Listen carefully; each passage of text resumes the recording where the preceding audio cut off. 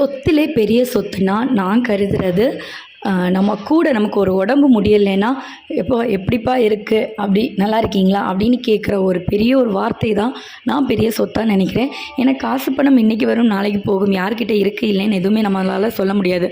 ஆனால் நம்ம உடம்பு முடியாமல் இருக்கும்போது நம்மளை அக்கறையாக கேள்வி கேட்குற அந்த ஒரு வார்த்தை நமக்கு அது பெரிய ஒரு மனசுக்கு ஆறுதலாக கொடுக்கும். அப்படி தான் ரீசெண்டாக எனக்கு 2 டேஸ்க்கு முன்னாடி எனக்கு உடம்பு முடியலைன்னு நான் ஒரு வீடியோ போட்டிருந்தேன். அத்தனை சொந்தங்கள் என்கிட்ட எப்படி இருக்கீங்கக்கா, எப்படிம்மா தங்கச்சி இருக்குன்னு கேட்டு எனக்கு வாட்ஸ்அப்பில் மெசேஜ் ஆகட்டும், இன்ஸ்டா, ஃபேஸ்புக், அதே மாதிரி கால் பண்ணி எல்லாரும் விசாரித்தாங்க. எனக்கு அது ரொம்ப சந்தோஷமாக இருந்துச்சு. உங்களுடைய பிளெஸ்ஸிங் அண்ட் ப்ரேயர்னால தான் எனக்கு சீக்கிரமாகவே ரெக்கவரியும் ஆச்சு. ஸோ என்னை பொறுத்தளவுக்கு நான் எப்போவுமே சொந்தங்களை நம்பவே மாட்டேன். அதாவது பிளட் ரிலேட்டிவ்ஸ் இப்படியெல்லாம் நான் நம்பவே மாட்டேன். ஏன்னா அவங்க எல்லாம் ஒவ்வொரு தேவைக்காக இருப்பாங்க.